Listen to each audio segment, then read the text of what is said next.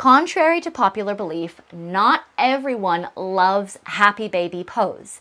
And not only are there plenty of people who don't like this pose, there are plenty of people who shouldn't be doing this pose in the way that it's typically done. And if you are a teacher that would like to support your students in building more mobility and joint health, then this video is for you to learn some really great functional adaptations so that you can use this pose as a way to help your students build flexibility in a much more sustainable and accessible way. So the typical approach to happy baby, as you would know, is to grab somewhere and pull, okay? Sometimes we might cue our students to grab the backs of the legs. Sometimes we might cue them to grab the shins. Sometimes they might grab the pinky toes, the big toes, the heels, all kinds of different ways that this pose can be done. You might even add props or a strap in or something like that. Now, the main part that we're going to talk about in this pose is the fact that we are utilizing force to create flexibility.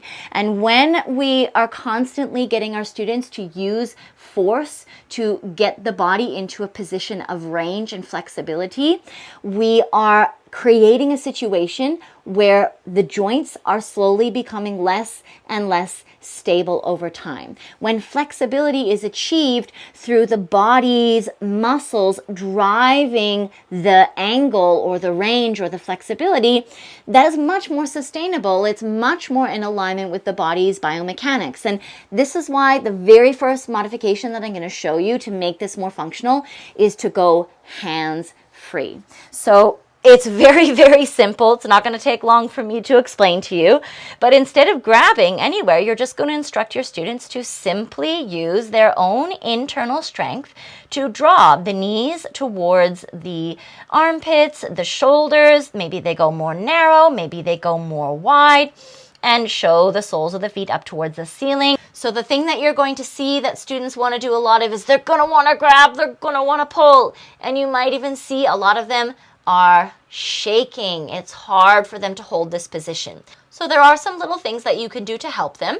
You can get their hands to go underneath the lower back, or maybe they need to roll something up just to give a little bit more support there. And then they can work on this type of thing. And although these can be helpful, I would just be really mindful that you're not getting that to be propped up too much to the point where it's, again, forcing the body into spinal flexion that the individual can't actually support on their own. If we're looking at getting our students to create lengthening in the back of the spine, then it makes sense for the front of the body to be active. And in this variation where we're not using the hands, then it might even be a little bit of a core exercise here where you're getting your students to lift and to tip this way to draw the knees closer in, and then relax it down. And that's one variation that you can use just to bring some awareness for your students. And the activation of the front body is going to speak to the opening through the back of the body. So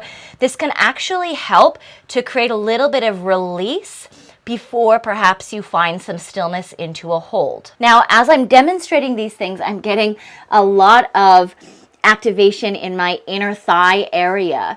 And if you have a student who just kind of lets their body sink and collapse into this, it can be very difficult for them to hold with hands free, but it's good because their joints need some mobility and stability. So the sensations that they might be experiencing aren't necessarily a bad thing, and they are still getting the lengthening and the opening just in a supportive way. Now that's just specific to the lower body. Now if we look at what we might do with the upper body, the other thing that you kind of see here is that if you cue someone to grab, sometimes they're grabbing to the point and it's like this. So again, letting go of the grip, yes, that allows this to relax down. And what you can do is you can get them to work on upper body stuff. So maybe the arms are going in between the legs and they're even doing some little reaches like this. And not only would they be reaching through the upper body, depending on, where the arms are and where the legs are, but they can combine these two movements together And whether the tail is coming off the ground much or not doesn't really matter. But the intention is, can your students actively bring the knees closer towards the triceps or closer towards the armpit, just depending on, the width that they have.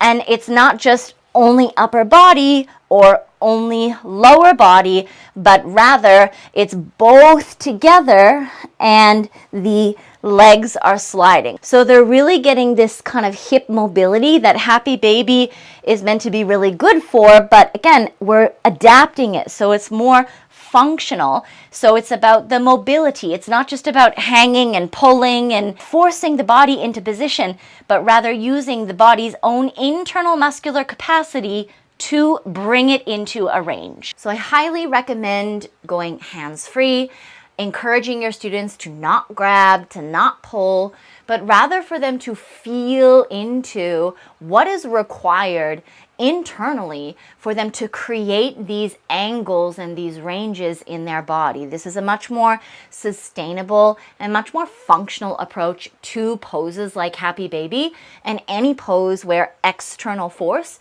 is what is responsible for getting the body into a position. And we do have a little bit of gravity at play with gravity drawing the legs down, but if you have someone whose body just really collapses with gravity, a more hypermobile body, then you actually want to get them to bring the knees slightly away from the depth. Get them to decrease that range instead of having it be increased so that they can be in a place where the joint is much more stable. Functional adaptations are something every single yoga student can benefit from. And if you would like to learn more about functional adaptations, make sure you like my page, subscribe, and if you would like to learn how to implement this into your teaching in a much more thorough and supportive way so you can really be there for your students, book a call with me. In the description of this video, there's a link and we can have a chat about what that might look like.